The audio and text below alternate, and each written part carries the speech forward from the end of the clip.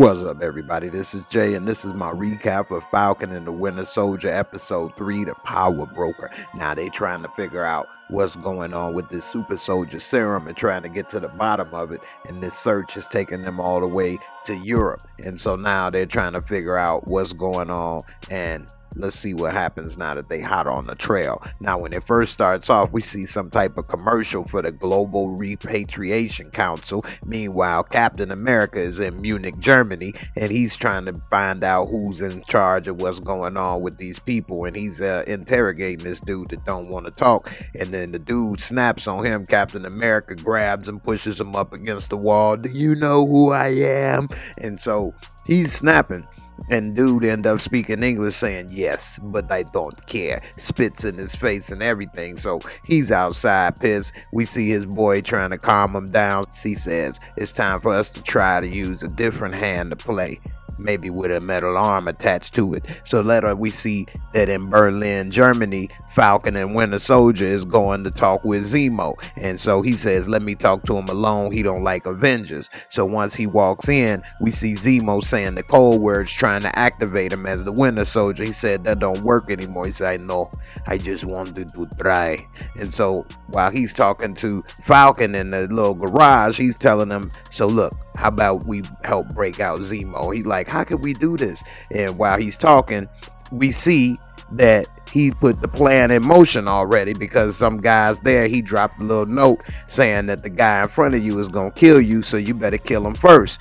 And so next thing you know, they were playing chess. Then he just attacks the brother that he was playing chess with, starting a fight. And the whole time while this is going on, Bucky is telling them that, hey, the way that this prison's set up, if it's a fight or a riot, then it's gonna have to be so many guards to do this and that, which is gonna leave a little free time for him to get away. Then so what happens if a fire alarm is pulled? Then that would make even more chaos, and then he would be able to slip through this, that, and the other. Next thing you know, bam, he pops in and walks in.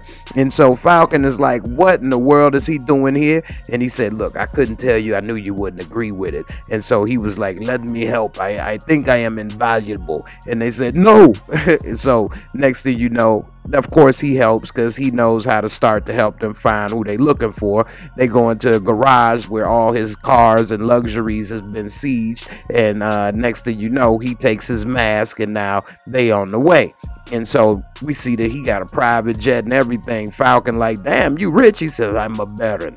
I was a royalty until your people destroy my country. And next thing you know, he got old Alfred, aka Prince Philip, as his butler on the plane. And he said, hey, if it's in these spoiled food, give it to them in his language. So he then makes a little jab at Winter Soldier, saying, I see this list, but what is this name? And then he grabs him, say, you talking again, I'll kill you. And so next thing you know, we see that Carly and her people is at one of these GRC camps in Latvia. And so she goes inside the camp in the building, and there's somebody there that she's really sad that's pretty much about to die, and they on their deathbed, literally. While we see the three amigos is landed in Madripoor, and they on the mission, and the first person they gonna meet up is Selby. Now they got Falcon trying to look like this dude called the Smiling Tiger, and he thought he was dressed like a pimp. He said only American think to dress black man nicely as pimp. Meanwhile, they go into this club so that they can meet up with this Connect Selby, so it can point them in the direction that they need to go. And so while they there, he's telling them to be undercover, play this character, because if they mess up, we may get in trouble. So when they get to the bar, they asking big swole head dude right here some information about Selby. So he makes this drink. He takes this live snake, cuts it open, and then pulls out its heart or something and puts it in the drink. And he's like, this is, you know, your favorite drink, Smiling Tiger. And he like, oh, yeah, my favorite. Drinks it down real strong, but it didn't seem like he liked it. Meanwhile, they approached by some of the guards there, and they telling him, hey, what are you doing here? And then when one of them grabs him, he tells Winter Soldier to attack, and like a, you know, pit, you know, like he just said, sick him. He beating dude down, and he just straight whooping ass in the club. And next thing you know, before he ends up killing one of the dudes, he was about to choke him out. Then Swoliosis head, you know, he tells him, hey, Selby will meet with you. So in the back, Selby is talking and she say, hey, you're lucky I didn't kill you. What can I do for you? And he says, you help me and I will give you the codes and I will give you him where you can control him. And so she's like, okay. And then she starts giving them information on the power broker. But then Falcon's phone starts to ring, so she tell him to answer it and put it on speaker. And so he over here talking, and it's his damn sister, and she over here talking about what's going on with the business and the bank, and he trying to play it off like, yeah, the bank, wait till I kill them. And she like, you know what, Sam, I gotta call you back, stop spilling them Cheerios. And so next thing you know, all hell broke loose. Selby gets popped right away, and so now they didn't know who did it. And so now it's a 1K Bitcoin bounty on their head. So they trying to get the hell out of there. It's all kind of people trying to kill them like this was John Wick Part 4 or something. And so now they running down the street. They done got separated from Zemo. And before they knew what was happening, somebody was like they guardian angel sniping them like it was Call of Duty. And then we see it's Sharon Carter, Agent Carter's granddaughter. And so she's been on the run in Madripoor, and they trying to talk her and tell her to chill. Falcon is telling her, hey, what's going on? I can help you get back your, life. And she's like, yeah, I've been sitting here on the run after helping you and helping him get his ass to help you get your stuff back. And this is how I get repaid. So eventually she decided to help him. They go to her spot. She got all kind of famous artwork that she been selling. She making money over there. Meanwhile, she helping him get changed. He still got his little muscles from pain and gain showing. And so now she's talking and he's telling her, hey, I need your help. She's like, well, I don't want any charity. He says, well, look, you help us and I'll help you get your life back. So they make a deal. So they go to this club, and while they at the club looking around trying to get information, they start to little party a little bit. And he's like, in the morning, like, man, they ain't got nothing. They just as bad as New York. And so meanwhile, she says, this is where we could find the power broker. They go in one of these containers, and it's a back door inside the container. Once they get in the container, this dude got music playing, so he wasn't able to hear that they was sneaking up on him.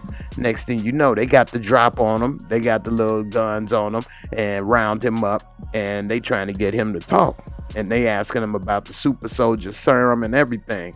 Now, Zemo don't like super soldiers, or he don't think anybody should have it, so he pissed. He want to take him out.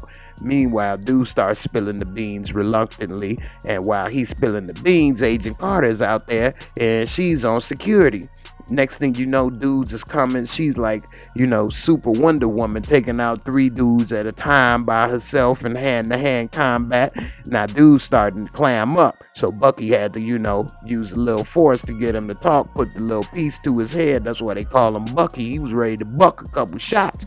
And so he starts telling them about how, 20 super soldier serums were stolen, and Carly took them. While they talking, we see Zemo done found a gun under his desk. So he's telling them about the super soldier serum, but he would have continued his work, but then he got turned into dust in the blip. But when he came back, he continued his work. And so before they can end up getting more information from him, Zemo kills him. Now, Agent Carter was coming in telling them, hey, we need to get out of here because it's a lot of heat. And that's when Zemo killed him. Now we'll never know the rest of the info. Next thing you know, they was getting shot at, and now the lab was on fire, so they had to get out of there before it blow with all those chemicals and gases and stuff. And right when they got out, it did blow.